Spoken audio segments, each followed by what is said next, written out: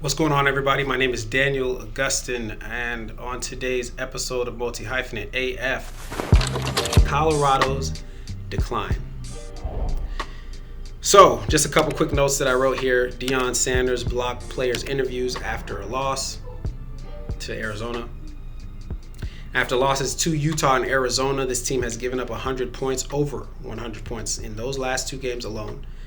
And a couple questions I posed to myself was, why has this team given up on Deion and Colorado? One thing I do like is that Deion Sanders in the interview started to take more accountability. He said this was on him. Don't put this on any of the coaching staff or on the players. It's on him. It's good. That's a good start. It's a good start. I don't believe him though. Here's my problem.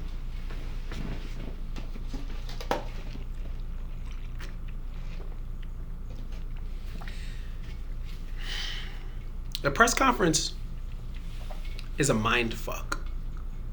Excuse my language. The press conference is a mind fuck. It is your chance to send a message to your team while saying something seductive, while saying something that doesn't sound like this, but it actually means that, but you know this type of message is going to get across, and so on and so forth. Press conference is a place where you can mess around and kind of mess up and pass blame a little bit without trying to pass blame. People are talking about Carson Beck now. People probably wouldn't have been talking about that because that's probably something Carson Beck would have said when he said the thing about his receivers running the wrong routes against Louisville. Probably just would have said that to a friend. Probably just more one-on-one. He probably just would have said in the quarterback's room or to the backup quarterback, the receiver ran the wrong fucking route. And so that came out in the press conference. Deion Sanders is the kind of guy who exudes so much confidence that everything he says in his mind, to be that successful, you're going to have to be delusional, so to speak. In some regards, I got to be delusional to do this. I mean, some of my videos will get 10 views. And then a handful every now and again, 2,000. But I got to be delusional, so to speak. For me to be that delusional, I can't focus on my results. I have to just focus on my consistency. So that's where my delusional skills need to rest for me to succeed. And I need to gauge what is success for me. For Deion Sanders, to be as successful as he is, he has to be delusional about his confidence. Don't let my confidence insult your insecurity. He has to be so brash to where he can't even leave an opening to people being able to come at him. The moment somebody even tries to critique Deion Sanders, he kind of lashes out in a passively aggressive way, like what he did to CBS. And he stopped letting CBS ask him questions in press conferences because he didn't like what somebody wrote about him. How is anybody supposed to keep you accountable if the moment somebody says one bad thing about you, and it's not even that it's bad, it's just that it's critical, you take them out of the press room. So you're punishing people, so to speak. It's passive aggressive. I believe Deion Sanders has been a mess ever since he got to Colorado. I believe the only reason why he's doing what he's doing is because he wanted to coach his son. I think it's beautiful at the same time. It's a beautiful disaster because this is a guy who genuinely really wanted to spend time with his son doing something that he loved doing. He loves football, clearly. He was a commentator. He's one of the greatest football players of all time. His kids play football. He loves the game. I think he loves the game,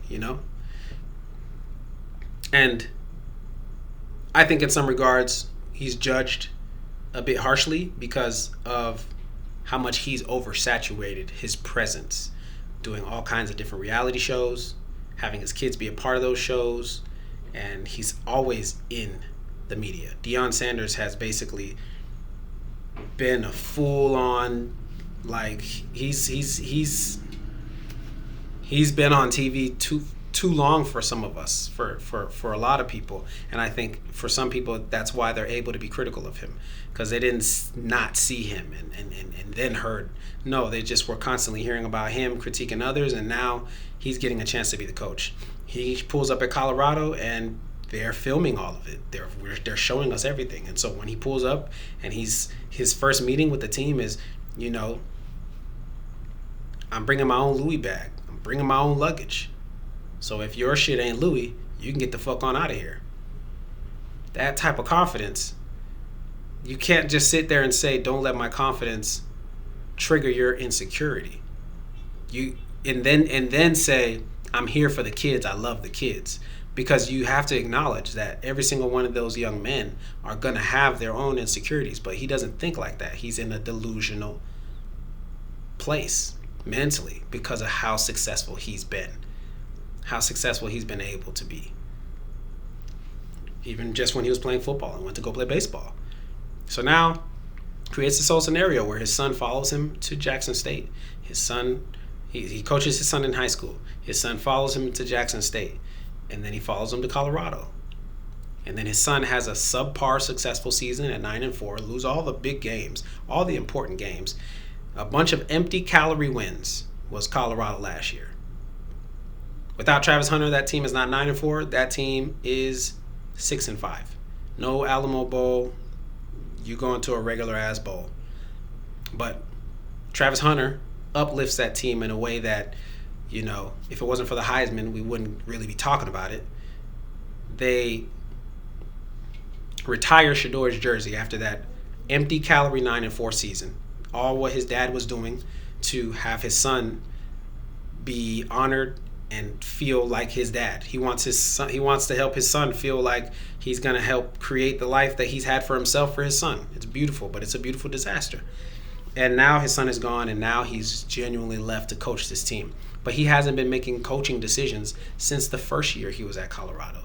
He's just been over there watching his son. He's watching his son like a dad who's basically on babysitting watch. And now his son's gone. He's checked out. It's not even that he's checked out. He has never really checked in, to be quite frank about the scenario. He has been there posing as a coach because he gets to just give his speeches. When he says stuff like in the press conference about how he's like, I didn't see that. I don't see a room full of quitters. I know what a quitter looks like, and I don't see one in there. We had a good week of practice. How could you be honest and say that? What is a good week of practice to you? A week where you get to give all kinds of speeches and you was feeling yourself about your speeches? Because you can't say a good week of practice is generally y'all hitting each other and really getting to it and getting to the ball, flying around, because y'all not doing that on the field, and it always shows. You don't have a good week of practice and then show up on a game day and then fuck up like they've been doing. You don't do that. It always shows. The players don't even need you on game day when they have a good week of practice, because it's innate. It's muscle memory at that point. They don't look like they know what they're doing from a can of paint. So they're not getting coached up. If anything, they're getting told up what you're supposed to be doing, how you're supposed to be looking. Listen to Marshall Faulk. Listen to Terrell Owens. Listen to all these guys just talk.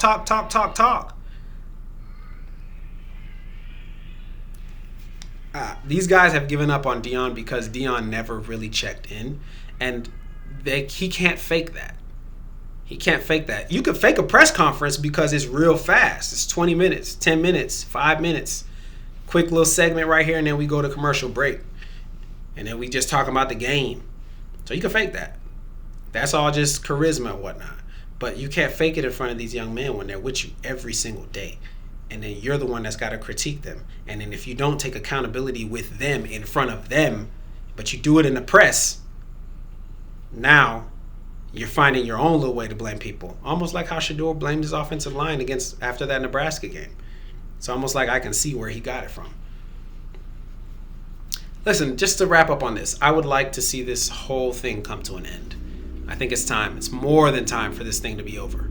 I would like Deion to just bow out, give Colorado their money, and there's no other coach I would like to see take the Colorado job more than James Franklin. I don't think it's going to happen. I think James Franklin is going to go to Virginia Tech, but I think James Franklin will be perfect in Colorado because Deion has already kind of built Colorado as a place that can get some really great athletes. The Big 12 is always wide ass open. So you can literally come into the Big 12, get some good athletes, just try to coach them up just enough and really be there at, 1 loss or 2 losses, messing with the top teams in the conference. The opportunity is there. I would like to see Deion bow out. There's no way they would fire him. He's way too popular. And his buyout isn't even all that. But I just feel like he would walk out. He has the excuses set up in place already because of his health. So he can use that. Even if he tries not to use that, people can always, talk about that. And something's got to shake ultimately because this is just not good football. There's no reason for anybody to believe that he's a good coach or been coaching well. He hasn't been doing anything. He had Travis Hunter at Jackson State, which is out of this world. Think about it. If Travis Hunter did what he did at Colorado, imagine what he did at Jackson State. If Travis Hunter was at Alabama, would he have done the same thing? Not to that degree, but he would have balled, I'm sure.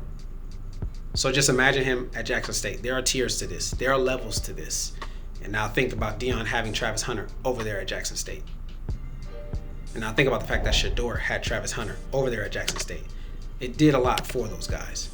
Anyways, guys, that's all I wanted to say today. That's my show for this morning, I could say at least. Might come back with another one late tonight. We'll see. If you got to this part of the video, I just can't say thank you enough. Would appreciate it 10 times more if you decided to subscribe.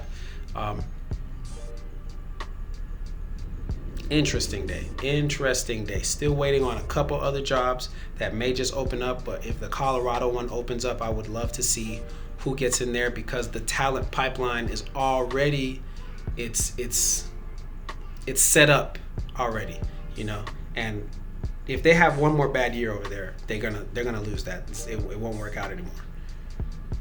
But all right, guys, that's it for me. Peace. Cheers.